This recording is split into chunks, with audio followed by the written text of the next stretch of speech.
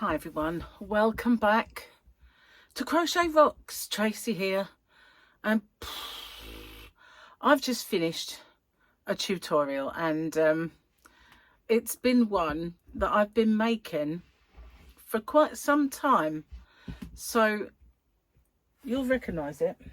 It was one of my granny square of like the week, you know, my year of granny squares, and I thought I'd make a blanket out of this one because I did one very similar once before, and I love the way this goes kind of chunky. It really has a substantial feel because of the stitches. It really does make it like quite thick and warm. So this is DK weight yarn, and if you made it with an Aran weight, it'd be even thicker, so and bigger, of course. So you know, if those of you who make for Boggy Creek, it's actually quite a good blanket to do for that, because it grows really quickly as well. So that's fabulous. And I've just found one tail that I haven't disposed of. I'll get that in a minute. But yeah, I love this. I love the colours. And so I've just filmed it in stages, and I've been doing that recently. Stay there. That's it. I've been doing that recently where I'll kind of film a bit of it, and then rather than, because some things, you know, are big and they take time to make. So I did it in kind of stages. Obviously I did the square, and then I did bordering the square and joining them. So I filmed that little part. And then obviously once they were all joined, I filmed starting the border. And then once we'd got round the rows, I did the end of the border, and then at the end of it I filmed the start so that we're going to make this blanket. See, in the past, before I did all that sort of thing, I used to have to make two of everything, so that was a bit of a mission as well. It's why it used to take me so long. But of course now I don't have to do that. I can just make it and film the beginning at the end and then put it on the front. It's all good. It's all good. All because I, you know, kind of in the beginning has refused to edit. Not that I really edit much. I just edit out the odd mistake. Or if it was for a year of granny squares, at the beginning of the square part, I just chop off the bit that says, hello and welcome to this week's, you know, year of granny squares. Chop that bit off and then it becomes something else. So yeah, been busy with that sort of thing. I also did a little update for, excuse me, cleared this room out a little bit, emptied my bin, and I didn't put things back properly, so sorry about that. Yeah, filmed a little update to the postage thing, postage situation. So I'm very confused about it all, to be honest with you, because I feel like if I read it out that they want us to still send mail to the US and parcels, so they're going to make it no extra cost, but the cost is over. So I'm thinking, okay, you can't say both things in a few paragraphs. I'll just have to wait and see what's what when I go to try and do it. But you know, believe it or not, when my postman turned up this morning to collect my UK parcels and any that were going somewhere other than the US, he knew nothing about it. And you would think that they would brief all of their workers, wouldn't you, and everybody would know of the changes that are coming up, but no, he knew nothing about it. So he called his boss and he forwarded me a link to that blurb that I read out in that thing. So yeah, but basically I think they were kind of alluring to small parcels sent as gifts that don't weigh over whatever, and that are not over the value of £100. Used to be under $800 it would be free, no customs, but now that's changed apparently. So we'll have to wait and see. They also mentioned of an admin fee, but not charging you, but then an admin fee. So I have no idea until I go to use that service what it would be like, really. And then I had Gareth come round. That's the guy who did the bathroom we met up the other day when we went over to Southend because he came along with his kids, and I mentioned to him that I'd quite like a new door on the kitchen, if not a new door, just a lock on it basically. So the reason I want the lock is for when we go on holiday, because when we went on holiday last, the doors got left open by the person feeding the cats, and all the neighbourhood cats came in and made a smell that you could not believe. So obviously don't want that to happen again, and it's fine that they would have the run of the conservatory, but they couldn't really have the run of the house. And then there would be a lock, so if it was left open at any point, there's still a lock, you know, to get into the house, which, you know, hopefully would be safe. We'll see. But yeah, so he came round, had a cup of coffee, but he brought his youngest son, who was dying to go to the toilet but wanted to do it at home, so he didn't stay too long. What else has happened today? I don't know. You know, when I've got kind of like a head, you know, a headache right there, but it's probably from editing bits of this and that, and, you know, trying to get things filmed and wondering if I've done this bit right, because in the end I ended up with about 8 little videos that I had to put in the right order. I did. I checked that they're in the right order, so job's good. So I shall be popping that up at some point. So yesterday for you, because as you well know, your today is my yesterday. Oh, I've said it complete. My today is your tomorrow. Your tomorrow, my yesterday. I got confuzzed then, didn't I? Anyway, same difference, just wrong way round. So yeah, that was for you yesterday, obviously, but it's today for me, and that's popped up. And I did a little whippy along, finishing the border of the blanket that I've just done. Well, it wasn't finishing it, it was finishing the width, you know, not the edging sort of thing. So yeah, but we're meant to be having steak for dinner. I don't really have an awful lot in that will go with it, which is annoying. So yeah, just a piece of steak and that's it. I had a really bad thing happen last night. Gary had made me a prawn cocktail. Gary doesn't make like a little dish, you know, with fancy bits of, a couple of bits of lettuce and like a few prawns in it. He makes you big. And so I thought I'll have that for lunch yesterday. So I was eating away and I thought I've had enough for now. So I left, say, a third. And I thought if I get hungry later, I'll have that. So I had dinner and Gary said, don't forget to eat the rest of your prawn cocktail, will you? And I said, no, I'll make sure I have that, because in the evening, sometimes I get a bit peckish and that'll be fine. And so I was watching TV and I thought, oh, I better eat that, you know. So I was eating it and all of a sudden, something sharp got stuck right there. And it's almost like if that's your throat, it was like that in it, you know, like a bone, but it was a piece of lettuce, I'm sure.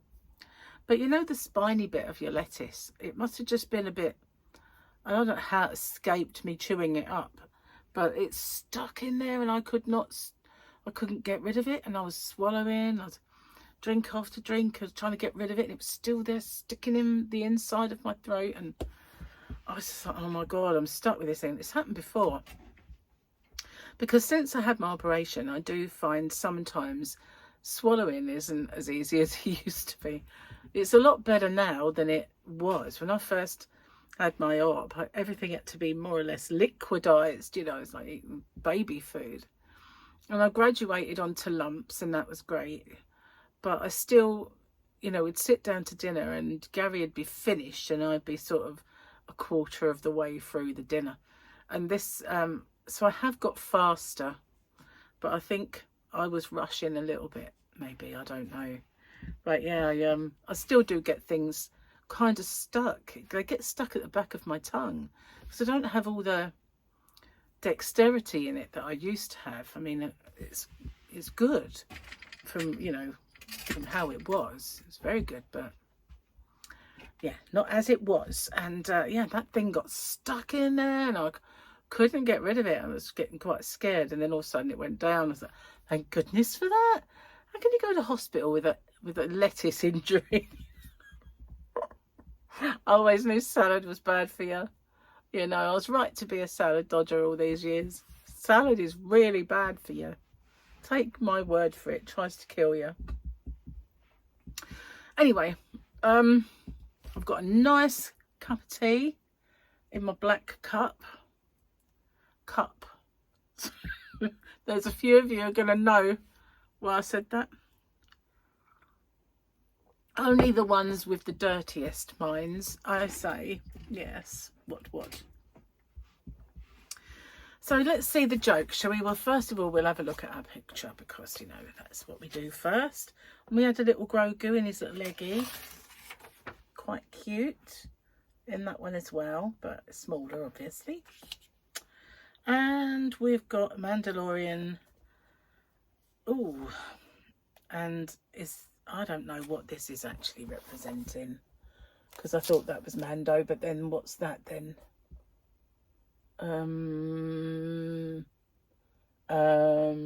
Maybe you can explain it to me, because sometimes you guys get it when I don't. More often than not. So, well, you see it on a big screen. I think that's why. Let's have a look. I think we've got to turn the page on the jokes. Yeah. Okay. This is the one that Gary said, have I done yet? Right. So a slice of apple pie is $2 in Jamaica, $3 in Bahamas. These are the pie rates of the Caribbean. Pirates! Oh! Pirates of the Caribbean. Pirates. It took me a while. It's more of a visual joke. A slice of apple. These are the pirates of the Caribbean. Oh my God. You kept saying to me, you've done the apple pie one yet? Like, no. Why not? Because I'm reading them in order. You'll be happy to know that you've seen the pirates of the Caribbean. Wait. Oh. Danger, Will Robinson. Danger, Will Robinson.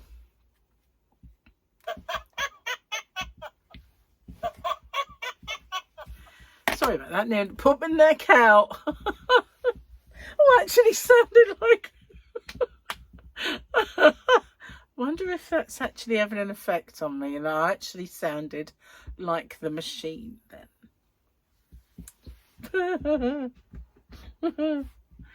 I did though. Oh goodness. So I woke up this morning. Well, it was actually last night I noticed it. I had a spot there, and a little while ago I had one there. And you know what I think it is? I think it's my glasses. You know when you're wearing glasses, you know those black ones, and they kind of, it rests there, and it rests there. And I kind of noticed it when I was busy doing stuff, like I was crocheting last night. And I thought, wow, it's because of it's hot and it gets sweaty. And then, you know, obviously the bottom of those glasses, you don't really clean them, do you? You clean your lenses. So I stopped wearing them and started wearing these because they don't rest on my cheek at all. But yeah, really, all the way along this kind of line is a row of little kind of spots. It's horrible. And it's only, I think, because of that. So I cleaned them with the stuff they gave me to clean my ears when I had my ears pierced. I thought they'd probably make them go all funny. Because, you know, have you ever had like a pair of sunglasses that you wore for years and years and years, and your own skin acids make them go a bit funny? Well, I figured that that's probably what's going to happen to them now because I've used that. But it's better than having them obviously toxic and causing zits. Who needs that? Oh no, certainly don't need that. Cheers, my dears. Oh, it's a good cup of tea. It is. And I realised earlier, I'm hungry and I've got nothing for lunch. So I opened the fridge and I looked and I thought, that's dinner. There's nothing else. Ah, a tin of corned beef. So took my life in my hands opening said tin of corned beef, because they are lethal. Why they have to make them that way? You know, look like little houses sort of thing. And that razor sharp, and then you've got to turn this key. Well, can't they just put them in a normal tin that you open with a tin opener? But if you open the bottom, you can do it with a tin opener, funny enough. You can just open one end, open the other end and push it out, which is what I used to do. But I decided I'd just do the key, open it up, and then if you puncture the other end with your tin opener, it comes out easier. But you do have to shove a knife in and pull it out. But the edge of the can is like razor sharp and absolutely lethal. And I think in this day and age, really, they should have found a better way to give us a tin of corned beef.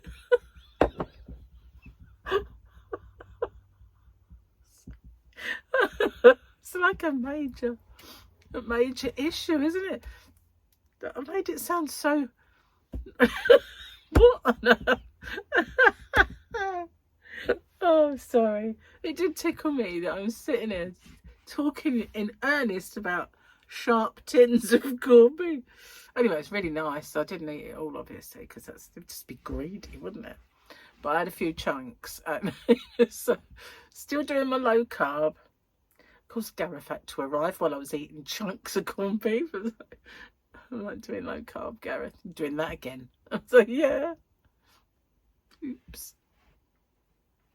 Anyway, moving on.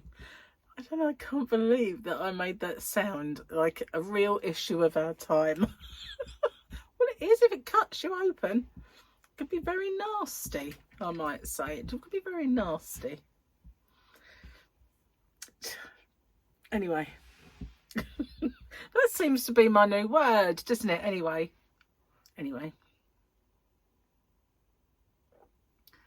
Oh, that is lovely.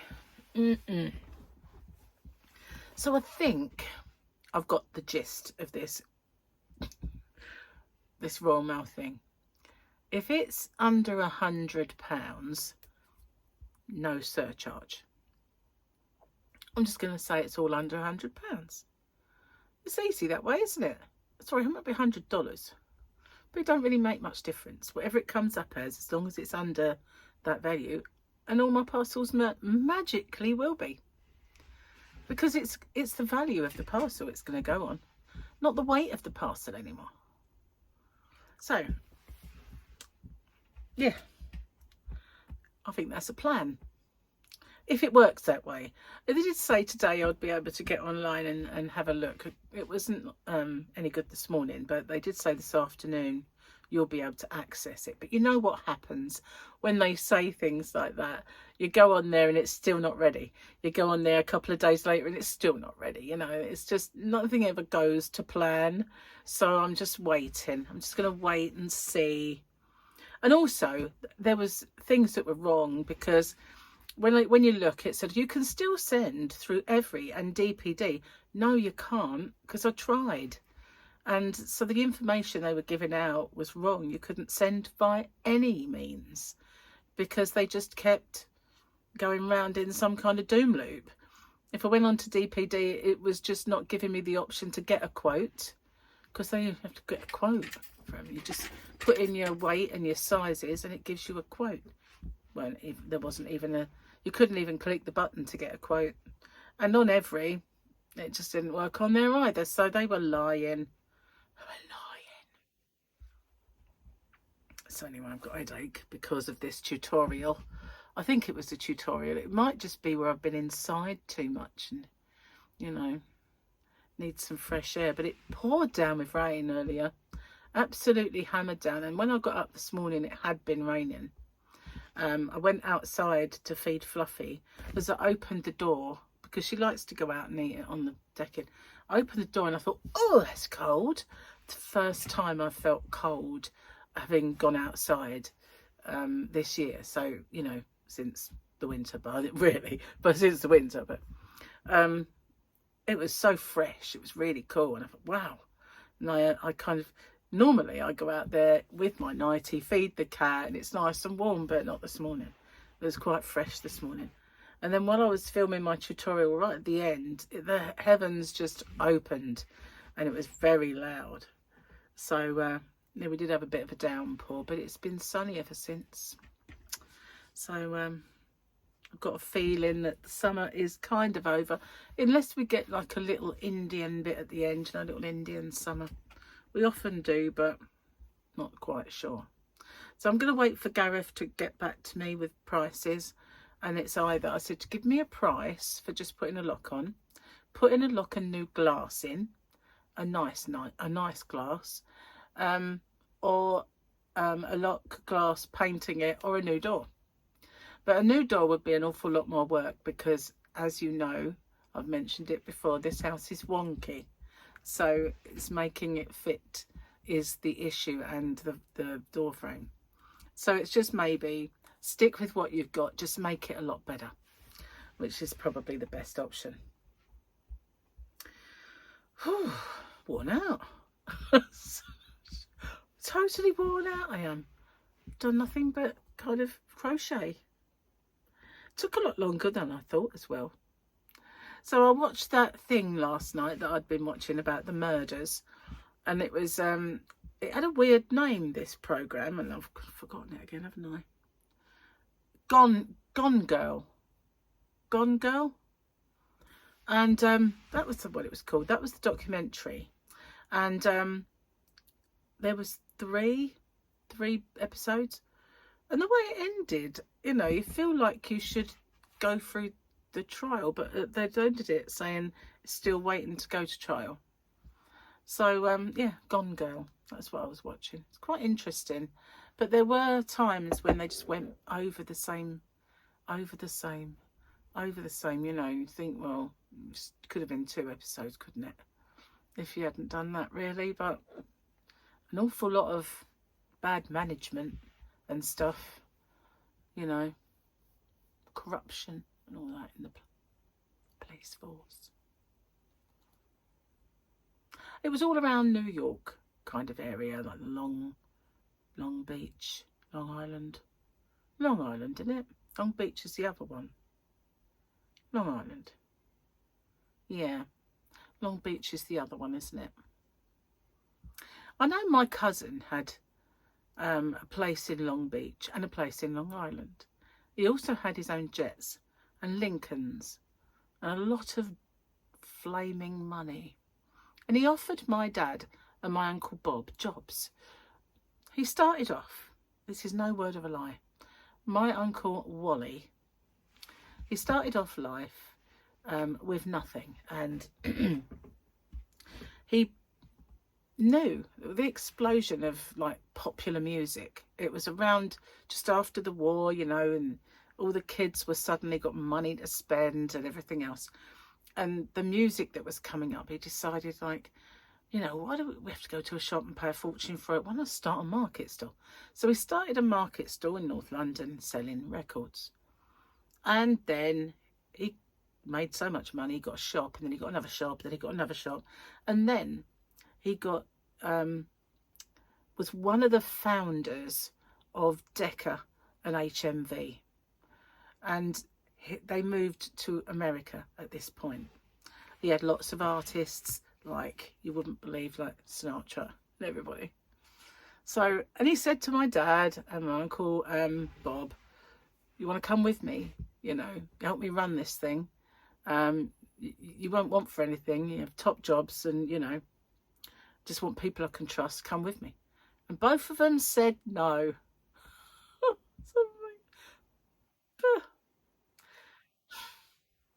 Both. No. Just no. I'd rather stay here in North London where it's cold and miserable and get a job in a steelworks, you know, or whatever. Anyway, didn't go. So then his son, Doug, was some big noise in punk rock. He was, you know, we had punk over here, and our punk was obviously before their punk. And our punk was different, really, in a way. Theirs is more, their punk's more kind of Green Day-ish, but, and other bands. But yeah, they were, he was a big cheese in punk rock. He had a lot of punk rock artists in his little, oh, you call it a stable, don't they? So when we was on holiday in Vegas and we went to LA for the day, the guy that was driving us was used to be in a punk band. And then when we met up, we was at Santa Monica, I think. Anyway, met up with a young lady there, and he was talking to her, and then he started talking to me at the same time. And it turns out they knew each other from when they were in a punk band together. So I said, oh. And from what I could gather, they were quite high up in the sort of popularity stakes. I said, yeah, have you ever heard of like Doug Moody then? And they said, yeah. You know Doug Moody? I went, no, well, he's my cousin. Well, he's my second cousin. Possibly third, I don't know, but he's a cousin of mine. And I did talk to him via email a few times. And he was a bit obsessed with my Aunt Joyce, who's my dad's sister. And he was a bit obsessed with her and did want her to go out there. And he had the hots for her, and she was always, no, not doing it. And yeah. So my family kind of obviously turned money down quite a lot. Yeah, true story, that. And my dad's brother was a famous horse trainer. Again, nowhere near us. So like, it's just kind of a thing, a continuing theme in that family. Just turn the money down. Just say no. Obviously didn't ask me, did they? Gone like a shot. Like a shot. Serious. No, I'm happy. I'm happy. I am. So anyway, this light is getting on my wick. I need to put it back. Getting on my wick. Now there's a saying, isn't there? It's getting on my wick. Where did that come from? Is it like we're a candle and it's getting on my centre? I don't know. Getting on my wick. It's been around for as long as I can remember, that saying. It obviously means getting on your nerves, but your wick. We'll have to Google that and find out why we have that saying. So that's the saying of the day. It's getting on my wick. Anyway, I'll say goodbye for now. Take care. See you on the next one.